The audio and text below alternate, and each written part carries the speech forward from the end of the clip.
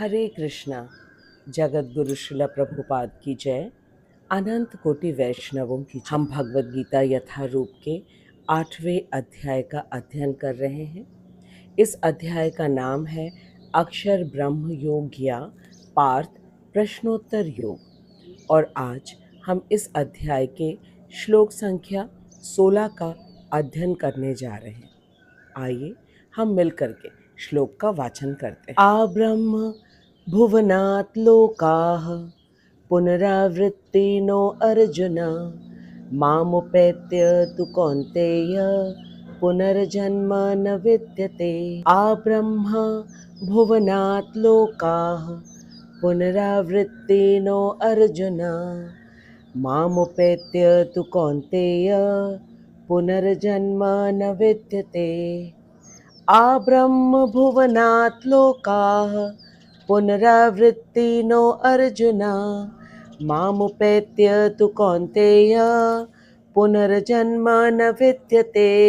आ ब्रह्म भुवनात्, ब्रह्म लोक सहित, लोकाः संपूर्ण लोक, पुनरावृत्तिनः पुनरावृत्ति है, अर्जुन हे अर्जुन, माम मुझको, उपेत्य प्राप्त होकर, तू किंतु, कौन्तेय हे कुंती पुत्र, पुनर्जन्म पुनर्जन्म न विद्यते कभी नहीं होता।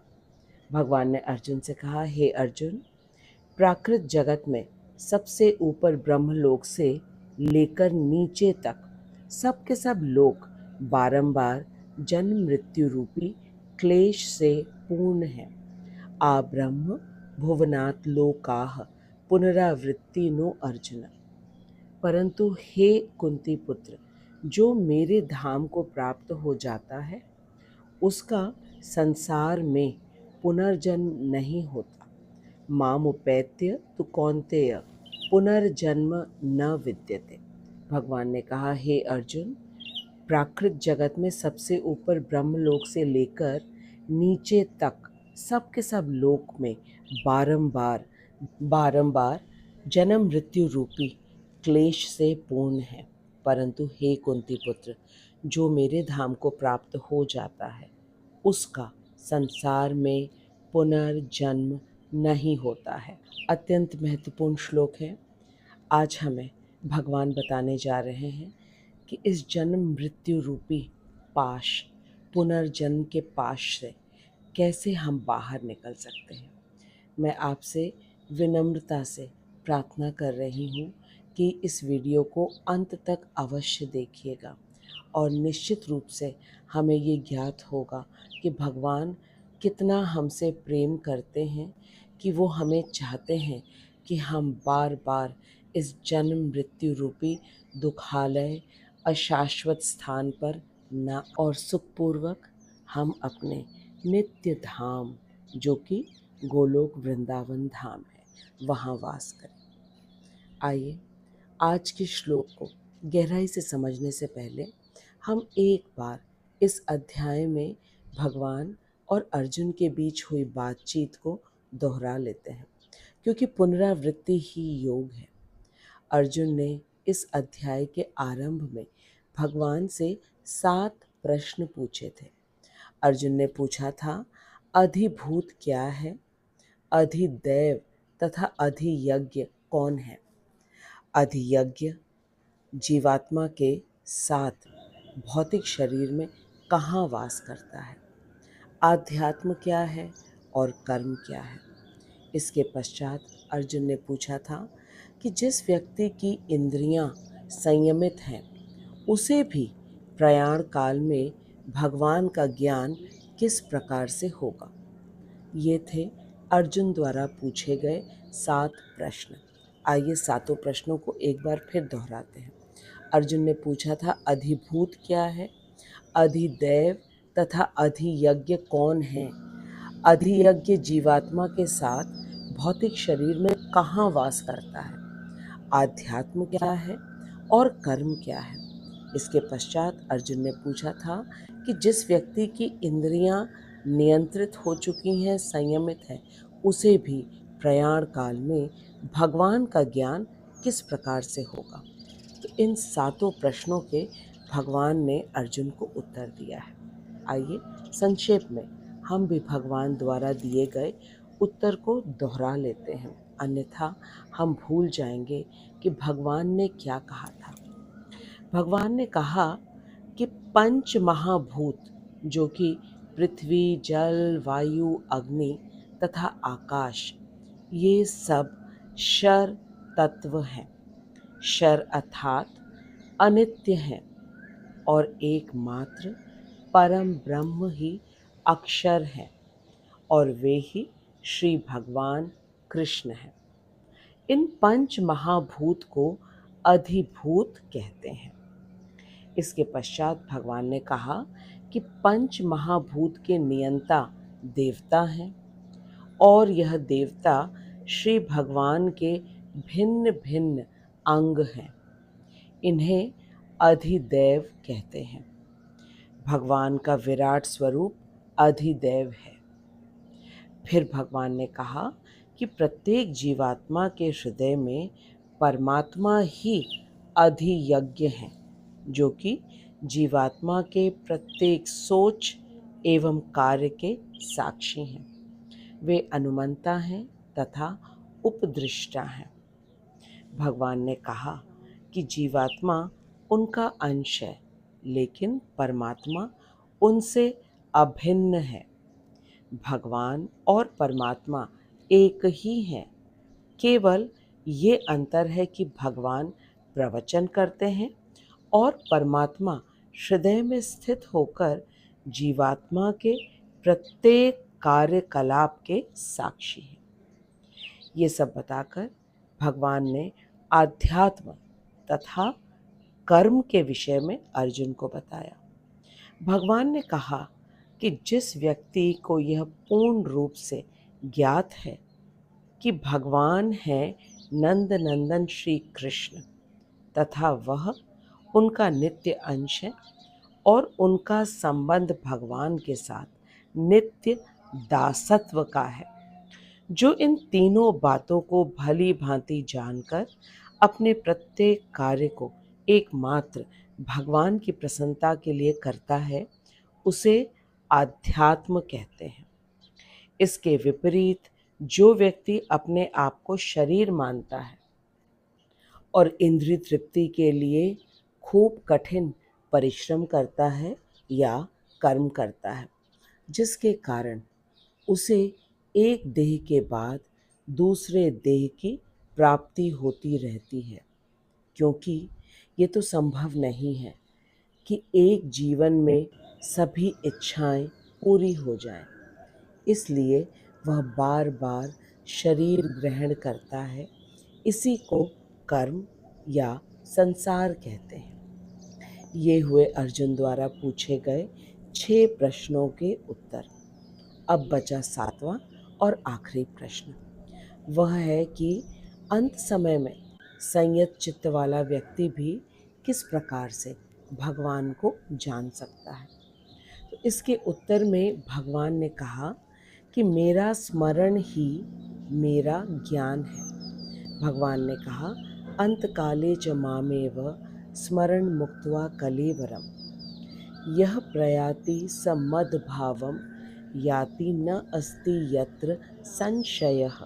अर्थात अंतकाल में भी मुझे ही स्मरण करते हुए शरीर को त्याग कर जो प्रकृत रूप से गमन करते हैं, वे मेरे भाव को प्राप्त होते हैं। इसमें कभी संदेह नहीं करना। भगवान ने कहा अंतकाल में भी मुझे ही स्मरण करते हुए शरीर को त्याग कर जो प्रकृष्ट रूप से गमन करते हैं, वे मेरे भाव को प्राप्त होते हैं। इसमें कभी संदेह नहीं करना। यहाँ हमें ये समझना है कि भगवान के भाव का क्या तात्पर्य है।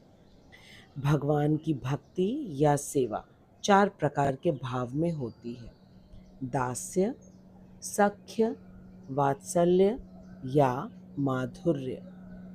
दास्य अर्थात दास भाव से, जैसे हनुमान जी सदा राम जी की सेवा करते हैं। सख्य भाव अर्थात भगवान कृष्ण के ग्वाल सखा और अर्जुन, वात्सल्य में यशोदा मैया और वयस्क गोपियाँ और गोपगण, माधुर्य भाव में श्रीमती राधा रानी तथा समस्त सखियाँ और तरुण गोपियाँ। जब कोई व्यक्ति अनन्य भाव से भगवान की कथा का श्रवण करता है तथा उसके हृदय में तीव्र अभिलाषा होती है कि भगवान की नित्य सेवा करने की, तब वह इन चार भावों में से किसी एक भाव में स्थित हो जाता है और फिर वह भगवान के गोलोक धाम को प्राप्त करता है और वहाँ वह भगवान की नित्य सेवा करता है। इस अवस्था तक पहुँचने के लिए कई मार्ग भगवान ने बताया, जैसे कि कर्म मिश्रित भक्ति, ज्ञान मिश्रित भक्ति, ध्यान मिश्रित भक्ति, योग मिश्रित तथा अनंत भक्ति को छोड़कर कोई भी भक्ति शुद्ध नहीं है। इसका अर्थ है कि एकमात्र अनन्य भक्ति ही शुद्ध भक्ति है या केवला भक्ति। बाकी कर्म मिश्रित, ज्ञान मिश्रित, ध्यान मिश्रित, योग मिश्रित भक्ति को शुद्ध भक्ति नहीं कहते हैं। एकमात्र अनन्य भक्ति ही शुद्ध भक्ति है, क्योंकि इसमें अन्य कोई अभिलाषा नहीं है। केवल एक अभिलाषा है कि कृष्ण को किस प्रकार से सुखी किया जाए।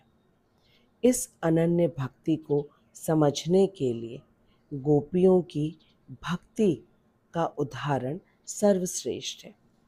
एक बार जब द्वारिकाधीश के सिर में बहुत पीड़ा हो रही थी, तो नारद जी ने द्वारिकाधीश से पूछा कि उनके पीड़ा का अंत करने का क्या उपाय है। तब द्वारिकाधीश ने कहा कि उन्हें किसी भक्त के चरण रज चाहिए, वे उसे अपने माथे पे लगा लेंगे तो उनके सिर की पीड़ा का अंत हो जाएगा। सबसे पहले तो द्वारिकाधीश ने नारद जी से ही कहा कि वे अपना चरण रज दे दें, लेकिन नारद जी ने मना कर दिया, ये कहकर कि वे कैसे अपना चरण रज द्वारिकाधीश के माथे पे लगा सकते हैं। नारद जी द्वारिका के सभी रानियों के पास गए, रुक्मिणी माता, सत्यभामा माता आदि आदि, लेकिन सभी रानियों ने मना कर दिया कि वे अपना चरण रज देकर नरक की भागीदार नहीं बनना चाहते हैं। इसके बाद नारद मुनि बहुत से तपस्वियों के पास, उन सभी ने नरक जाने के भय से मना कर दिया। अंत में नारद जी वृंदावन की गोपियों के पास गए। ये सब के सब गोपियाँ चरण उठाकर रज देने के लिए प्रस्तुत हो गए। नारद जी ने उनसे कहा कि ऐसा करने से वे नरक की भागीदार होंगी, वे नरकगामी होंगी। तो सब के सब गोपियों ने एक स्वर में कहा कि उन्हें नरक जाना स्वीकार है, यदि उनके चरण रज से कृष्ण को आराम मिलता है। ये है अनन्य भक्ति, जिसमें केवल कृष्ण को सुख देने की अभिलाषा है, अन्य कोई अभिलाषा नहीं है। हमारे आचार्य हमसे कहते हैं कि अनन्य भक्ति में कोई और विधि नहीं है, जैसे कि कर्म, ज्ञान, ध्यान या योग। इसमें केवल कृष्ण के विषय में श्रवण, कीर्तन तथा स्मरण करना तथा कृष्ण के अलावा कोई और इष्ट नहीं। यह है अनन्य। इस अध्याय में योग मिश्रा भक्ति तथा अनन्य भक्ति दोनों के विषय में बताया है भगवान ने। योग मिश्रा भक्ति वह है जिसमें इंद्रियों तथा मन को अष्टांग योग की विधि से नियंत्रित करके ओम का उच्चारण करते हुए भगवान का ध्यान किया जाता है। इसके फलस्वरूप वैकुंठ की प्राप्ति होती है, जहाँ भगवान विष्णु की ऐश्वर्यमयी ढंग से पूजा ये है योग मिश्रा भक्ति। इसके अलावा भगवान ने अर्जुन को कर्म मिश्र भक्ति भी बताया है। भगवान ने कहा अर्जुन से कि तुम मेरा स्मरण करो और युद्ध अर्जुन का स्वधर्म है वर्णाश्रम के अनुसार। भगवान ने श्लोक संख्या 7 में अर्जुन से कहा तस्मात् सर्वेषु कालेषु माम अनुस्मर युद्ध च। भगवान ने कहा अतः सदा सर्वदा मेरा स्मरण करो और युद्ध करो। ऐसा करने से तुम मुझे ही निसंदेह प्राप्त होगे। इस बात पर हमारे आचार्य कहते हैं कि जो कर्म मिश्रा भक्ति है इसमें अवश्य ही भगवान का स्मरण करना है और साथ ही स्वधर्म का पालन करना है। लेकिन इस अभ्यास को करते करते भगवान एक दिन कर्म छुड़ा देते हैं, युद्ध हटा देते हैं और केवल स्मरण ही रह जाता है। जो इस विधि का पालन करता है और सदा भगवान का स्मरण करते हुए अपने समस्त कर्मों को करता है वर्णाश्रम धर्म के अनुसार, उसका एक न एक दिन ऐसा होता है कि उसका मन किसी कर्म ज्ञान ध्यान में जाता ही नहीं, केवल भगवान की भक्ति करने में उसका मन लगता है। यही है भक्ति की शुद्ध अवस्था। भगवान ने कर्म तथा योग मिश्र भक्ति के विषय में बताने के बाद श्लोक संख्या 14 तथा 15 में अनन्य भक्ति के विषय में फिर से बताया है। भगवान ने कहा अनन्य चेताः सततम यो माम स्मरति नित्यशः तस्याहं सुलभः पार्थ नित्ययुक्तस्य योगिना। भगवान ने बड़े प्यार से अर्जुन से कहा हे पार्थ, जो अन्य भावना शून्य होकर निरंतर प्रतिदिन मुझे स्मरण करते हैं, उन नित्य युक्त योगियों के लिए मैं सुलभ हूँ। अर्जुन ने जब ये सुना तो वह सोचने लगा कि भगवान को प्राप्त करके भक्त को क्या लाभ मिलेगा। तो भगवान ने तुरंत ही अगले श्लोक में कहा माम उपेत्य पुनर्जन्म दुखालयम अशाश्वतम न आपनुवन्ति महात्मानः संसिद्धिम परमाम गताः। भगवान ने कहा कि महात्मा गण मुझे प्राप्त होकर पुनः दुख के आश्रय स्वरूप अनित्य जन्म ग्रहण नहीं करते हैं, क्योंकि वे परम सिद्धि को प्राप्त हुए हैं। हमारे आचार्यों ने बताया कि परम सिद्धि का अर्थ है गोलोक वृंदावन धाम।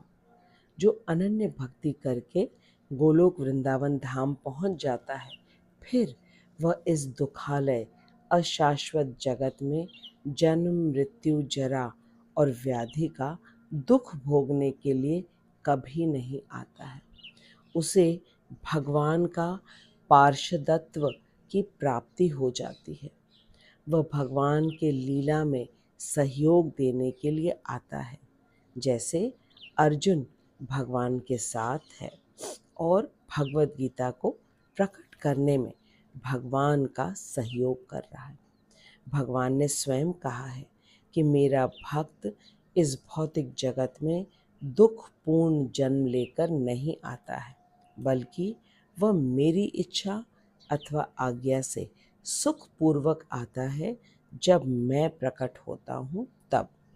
अर्थात उसका अपने पूर्व कर्मों के अधीन होकर पुनर्जन्म नहीं हो। ये था 8वें अध्याय का शुरू से लेकर श्लोक संख्या 15 तक का सार।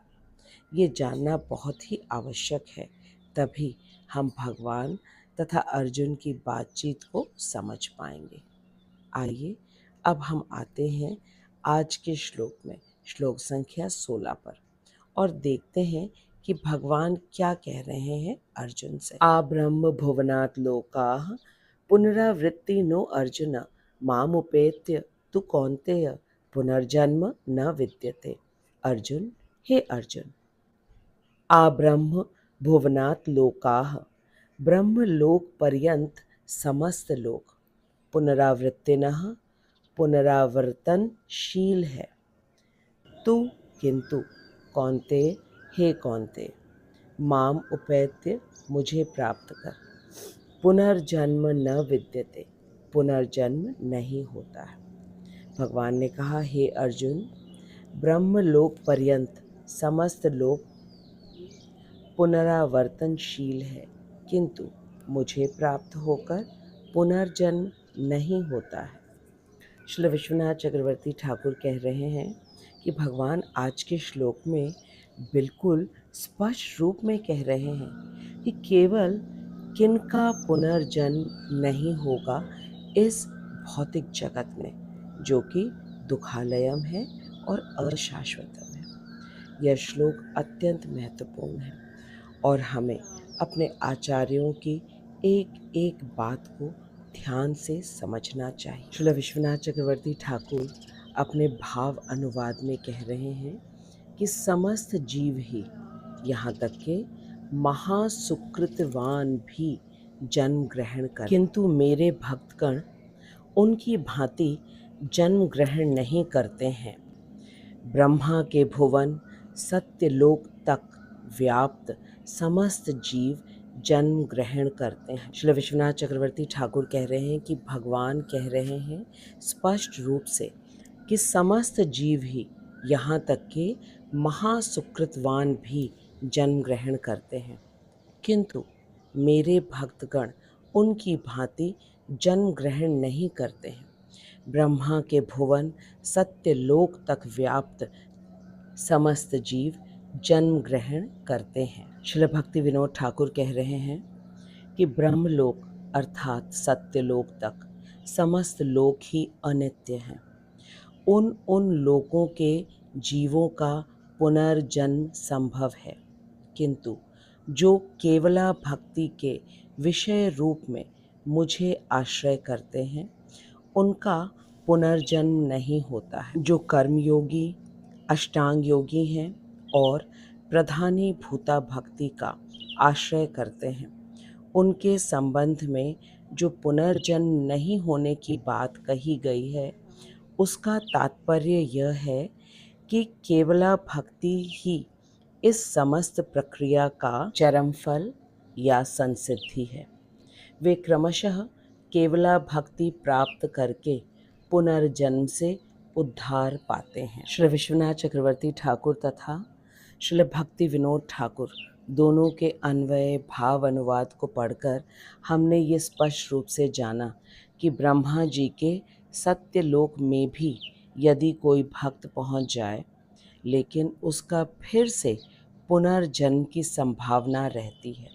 लेकिन यदि वह भक्त ब्रह्मलोक में पहुंचकर कृष्ण भावना भावित होकर कृष्ण भक्ति करता है, तब वह भगवान कृष्ण के गोलोक वृंदावन धाम में पहुंच जाएगा, जहाँ से पुनर्जन्म कभी नहीं होता। अन्यथा किसी भी लोक इस भौतिक जगत में पुनर्जन्म अवश्य हो। स्पष्ट रूप से हमने समझा कि यदि कोई ब्रह्मलोक तक भी पहुंच जाए, लेकिन वहां पहुंचकर यदि उसने कृष्ण भक्ति नहीं की, तो उसका इस भौतिक जगत में पुनर्जन्म अवश्य ही होगा। और यदि ब्रह्मलोक में पहुंचकर उसने कृष्ण भक्ति की, गोलोक वृंदावन धाम पहुंच जाएगा वह, जहाँ से पुनर्जन्म कभी नहीं होता। आइए अब हम श्रील विश्वनाथ चक्रवर्ती ठाकुर के अन्वय अनुवाद के बाद श्रील प्रभुपाद जी के तात्पर्य को पढ़ते हैं। श्रील विश्वनाथ चक्रवर्ती ठाकुर की जय, श्रील भक्ति विनोद ठाकुर की जय, श्रील प्रभुपाद की जय। श्रील प्रभुपाद हमसे कह रहे हैं कि भगवान ने अर्जुन से कहा, हे अर्जुन, प्राकृत जगत में सबसे ऊपर ब्रह्मलोक से लेकर नीचे तक सब के सब लोक बारंबार जन्म मृत्यु रूपी क्लेश से पूर्ण हैं। परंतु हे कुंती पुत्र, जो मेरे धाम को प्राप्त हो जाता है, उसका संसार में पुनर्जन्म नहीं होता। प्रभुपाद जी कह रहे हैं कि श्री कृष्ण के दिव्य धाम में प्रवेश करके संसार में कभी न लौटना पड़े, इसके लिए कर्म, ज्ञान, हठ आदि अन्य सब योगों का अभ्यास करने वालों की भक्ति योग अथवा कृष्ण भावनामृत की परम संसिद्धि को प्राप्त करना आवश्यक है। एक बार फिर से पढ़ते हैं, बहुत महत्वपूर्ण बात कही है प्रभुपाद जी ने।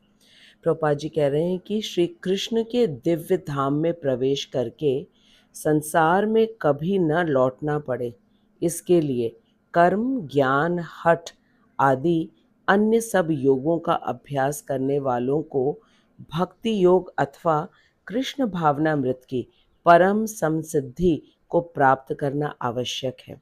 हमने अभी ही समझा था कि कोई अगर ब्रह्म लोक में भी पहुंच जाता है, वहाँ पर भी यदि उसने कृष्ण भक्ति नहीं की तो उसे वापस इस भौतिक जगत में आना पड़ेगा। लेकिन यदि उच्च लोकों में ब्रह्म लोक तक पहुंचकर वहाँ कृष्ण भक्ति की, तब उसे पुनर्जन्म नहीं करना होगा, पुनर्जन्म उसका नहीं होगा। फिर प्रभुपाद जी कह रहे हैं कि परमोच्च प्राकृत लोक अथवा देव लोकों में प्रवेश करने वाले भी जन्म मृत्यु के चक्र के अधीन बने रहते हैं, उससे मुक्त नहीं हो पाते हैं।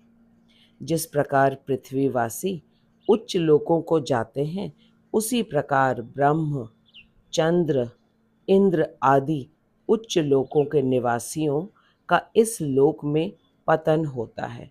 प्रभुपाद जी बहुत ही सरल भाषा में हमसे कह रहे हैं कि जिस प्रकार पृथ्वीवासी उच्च लोकों को जाते हैं, ठीक उसी प्रकार उच्च लोक जैसे कि ब्रह्मलोक, चंद्रलोक, इंद्रलोक, इन उच्च लोकों के निवासी इस लोकों में, इस भौतिक जगत में उनका पतन होता है, क्योंकि उन्होंने उन उच्च लोकों पे पहुंचकर कृष्ण भक्ति नहीं की। यही पुनर्जन्म का कारण बनता है। प्रभुपाद जी कह रहे हैं कि कठोपनिषद में उल्लिखित पंचाग्नि विद्या द्वारा ब्रह्मलोक की प्राप्ति हो सकती है, परंतु यदि ब्रह्मलोक में कृष्ण भावनामृत का अनुशीलन नहीं किया जाए तो कुछ काल बाद पृथ्वी पर लौटना होगा। आगे प्रभुपाद जी बता रहे हैं कि जो उच्च लोकों में कृष्ण भावनामृत का आचरण करते हैं, वे उत्तरोत्तर उच्च लोकों को जाते हैं और फिर महाप्रलय होने पर नित्य भगवत धाम पहुंच जाते हैं। नित्य भगवत धाम है गोलोक वृंदावन धाम। इसी प्रकार प्राकृत जगत में प्रलय हो जाने पर ब्रह्मा और उनके भक्त जो निरंतर कृष्ण भावना परायण हैं, वे परम व्योम में पहुंचकर इच्छा अनुसार वैकुंठ लोकों में प्रवेश करते हैं। श्रील प्रभुपाद जी के पूरे तात्पर्य को पढ़कर हमने ये जाना कि नीचे से लेकर ब्रह्मलोक तक आवागमन की प्रक्रिया चलती रहती है, लेकिन यदि कोई उच्च लोकों में पहुंचकर कृष्ण भावना भावित हो जाता है, तब उसका पुनर्जन्म नहीं होगा, क्योंकि वह भगवान के गोलोक वृंदावन धाम को प्राप्त हो जाता है। प्रभुपाद जी ने एक और अत्यंत महत्वपूर्ण बात को बताया अपने तात्पर्य में। प्रभुपाद जी ने कहा कि यदि कोई भगवान के किसी भी स्वरूप में अनन्य भक्ति करता है, तब वह उस लोक में जाता है। उदाहरण के लिए, यदि कोई प्रहलाद महाराज की तरह भगवान के नरसिंह स्वरूप की अनन्य भक्ति करता है, तब वह नरसिंह भगवान के लोक में जाएगा। यदि मुरारी गुप्त की तरह कोई राम जी की अनन्य भक्ति करता है, तब वह राम जी के धाम साकेत में जाएगा। भगवान के किसी भी स्वरूप में कोई अनन्य भाव से भक्ति करके उन अवतारों के लोक में जा सकता है। श्रील प्रभुपाद जी हमें एक अत्यंत महत्वपूर्ण बात बता रहे हैं, और मेरे शिक्षा गुरु हिज ग्रेस हरिमोहन दास प्रभु जी भी ये बताते हैं कि उच्च लोकों में भक्ति की जा सकती है, क्योंकि भक्ति परम स्वतंत्र है तथा नित्य सिद्ध अप्रतिहता है।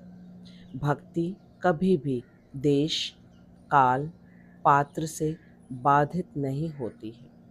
हमने पिछले श्लोक के वीडियो में श्रील प्रभुपाद जी के उदाहरण से समझा था कि श्रील प्रभुपाद जी वृंदावन से बहुत बहुत दूर अमेरिका चले गए, लेकिन प्रभुपाद जी ने वहाँ न्यू वृंदावन बसा दिया।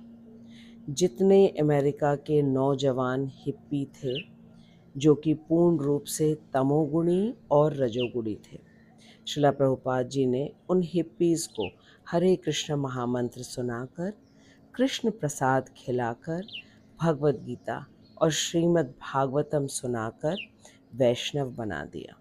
इसे कहते हैं कि शुद्ध भक्ति जो कि देश, काल, पात्र की सीमा से बाधित नहीं होती। श्रील प्रभुपाद जी ने हमें अपने उदाहरण से सिखाया है कि भगवान की भक्ति कहीं भी की जा सकती है। प्रभुपाद जी कहते हैं, भक्ति तो मन को करना है और भगवान भावग्राही हैं। वे प्रत्येक जीवात्मा के हृदय में स्थित हैं। वे हृदय से प्रेरित करते हैं और जीवात्मा जिस ओर जाना चाहे जा सकता है। आज के श्लोक से ये बिल्कुल सुस्पष्ट हो गया कि कृष्ण भक्ति करके भक्त उच्च लोकों से भगवत धाम को प्राप्त हो सकता है।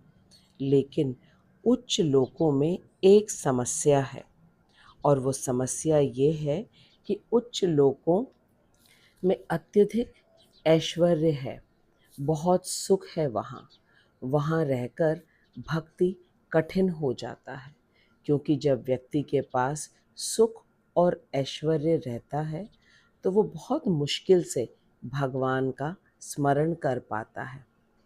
और जो निम्न लोक हैं उसमें कष्ट बहुत है।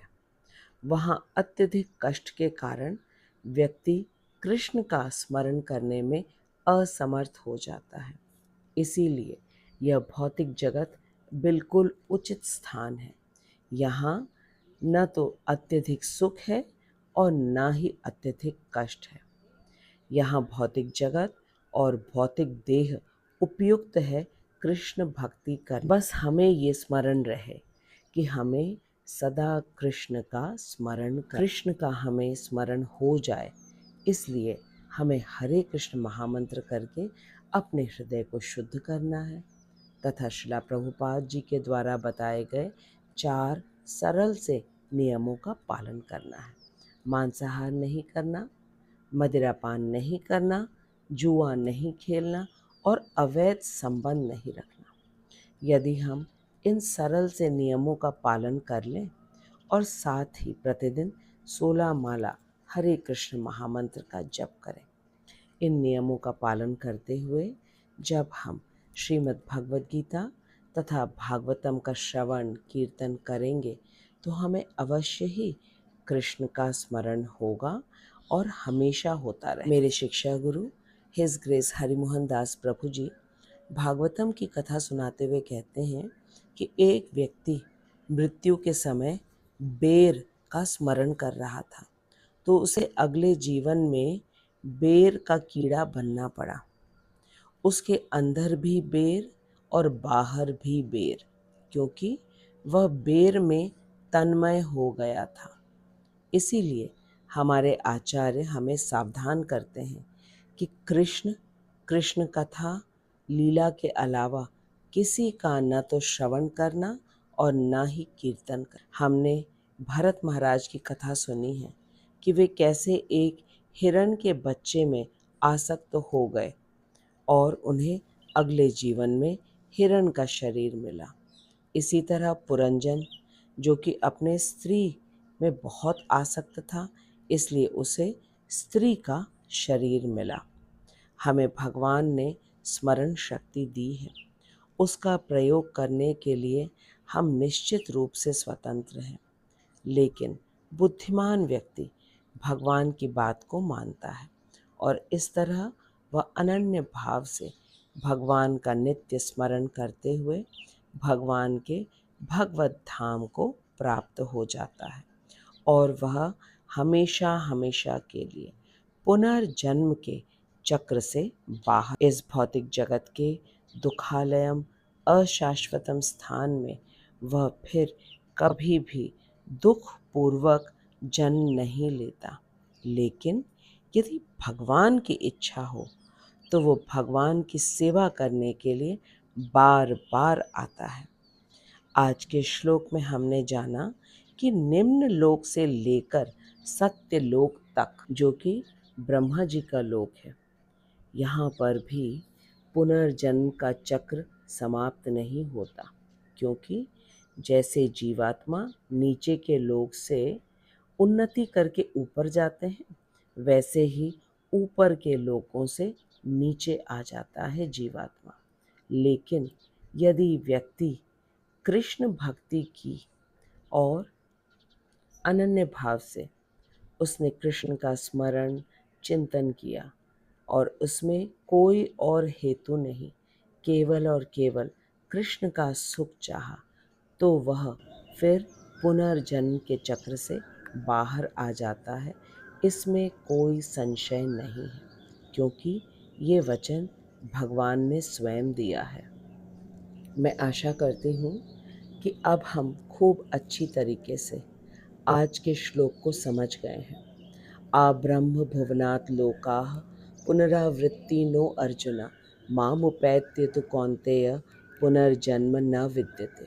भगवान ने अर्जुन से कहा, हे अर्जुन, प्राकृत जगत में सबसे ऊपर ब्रह्मलोक से लेकर नीचे तक सब के सब लोग बारंबार जन्म मृत्यु रूपी क्लेश से पूर्ण हैं।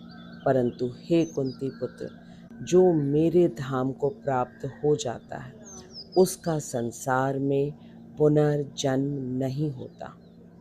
और श्रीला प्रभुपाद ने हमें अपने तात्पर्य में बता दिया कि जो उच्च लोकों में कृष्ण भावनामृत का आचरण करते हैं वे उत्तरोत्तर उच्च लोक को जाते हैं और फिर महाप्रलय होने पर नित्य भगवत धाम पहुंच जाते हैं।